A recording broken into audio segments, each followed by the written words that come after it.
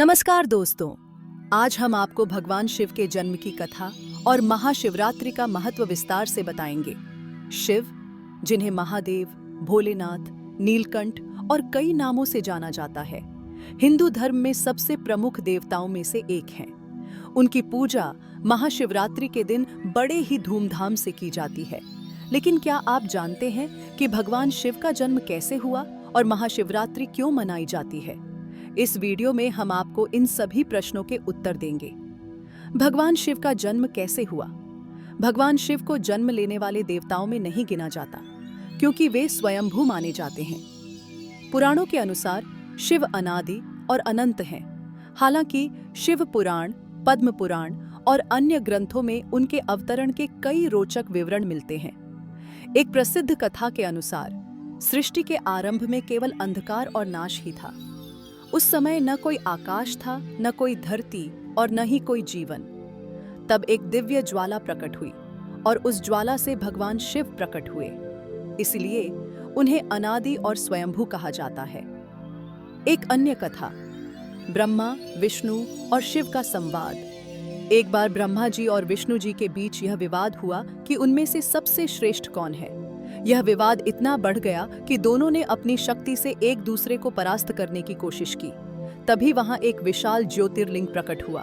यह ज्योति इतनी विशाल थी कि इसका कोई आदि और अंत नहीं दिख रहा था। ब्रह्मा और विष्णु ने उस ज्योति के आदि और अंत को खोजने का निश्चय किया। विष्णु जी वराह का रूप धारण कर ज्योति के अंत को खोजने नीचे गए, जबकि ब्रह्मा जी हंस का रूप लेकर ऊपर गए। विष्णु जी ने कई युगों तक खोजा, लेकिन उन्हें कोई अंत नहीं मिला और उन्होंने हार मान ली। लेकिन ब्रह्मा जी ने झूठ बोला कि उन्होंने ज्योति का आदि देख लिया है। यह सुनकर ज्योति के मध्य से भगवान शिव प्रकट हुए और उन्होंने ब्रह्मा जी को झूठ बोलने के लिए श्राप दिया कि उनकी कोई पूजा नहीं करेगा। इस तरह भगवान शिव स्वयं इस ज्योति के रूप में प्रकट हुए और तभी से वे महादेव कहलाए। महाशिवरात्रि का महत्व।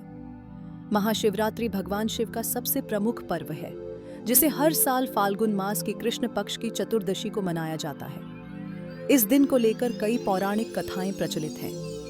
भगवान शिव और माता पार्वती का विवाह। एक कथा के अनुसार महाशिवरात्रि वह दिन है जब भगवान शिव और माता पार्वती का विवाह हुआ था। माता पार्वती ने कई वर्षों तक कठोर तपस्या की थी ताकि वे भगवान शिव को पति रूप में प्राप्त कर सकें। उनकी भक्ति से प्रसन्न होकर शिव जी ने उन्हें अपनी अर्धांगिनी के रूप में स्वीकार किया और इस दिन उनका विवाह संपन्न हुआ। इसलिए महाशिवरात्रि को शिव और शक्ति के मिलन का पर्व भी माना जाता है। इस दिन भक्त उपवास रखते हैं और शिवलिंग का अभिषेक करते हैं। समुद्र मंथन और नीलकंठ की कथा। एक और कथा के अनुसार जब देवताओं और असुरों ने मिलकर समुद्र मंथन किया तो उसमें से विष का एक भयंकर हलाहल निकला, जिसकी गर्मी से तीनों लोग जलने लगे। इस विष का नाश करने के लिए भगवान शिव ने इसे अपने कंठ में धारण कर लिया, लेकिन उन्होंने इसे निगला नहीं बल्कि अपने कंठ में ही रोक लिया, जिससे उनका कंठ नीला पड़ गया और वे नीलकंठ कहलाए। इस दिन को भगवान शिव के इस बलिदान की याद में महाशिवरात्रि के रूप में मनाया जाता है। लिंग रूप में भगवान शिव का प्रकट होना। एक और मान्यता के अनुसार महाशिवरात्रि के दिन भगवान शिव लिंग रूप में प्रकट हुए थे, इसीलिए इस दिन शिवलिंग की विशेष पूजा की जाती है। माना जाता है कि इस दिन शिवलिंग पर जल, दूध, दही, शहद, घी और बेलपत्र चढ़ाने से मनोकामनाएं पूर्ण होती हैं। महाशिवरात्रि की पूजा विधि। महाशिवरात्रि की रात को 4 प्रहर में पूजा की जाती है। भक्त इस दिन उपवास रखते हैं और रात्रि जागरण करते हैं। इस दिन शिवलिंग का अभिषेक विशेष रूप से किया जाता है। आइए जानते हैं पूजा की विधि। प्रातः स्नान कर स्वच्छ वस्त्र धारण करें, भगवान शिव का ध्यान करें और व्रत का संकल्प लें। शिवलिंग पर गंगा जल, दूध, दही, घी, शहद और बेलपत्र चढ़ाएं। जल, दूध, दही, घी, शहद और बेलपत्र चढ़ाएं। एओम नमः शिवाय मंत्र का जप करें। शिव पुराण या भगवान शिव की कथा सुनें।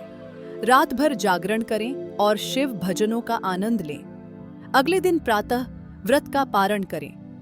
महाशिवरात्रि का आध्यात्मिक और वैज्ञानिक महत्व।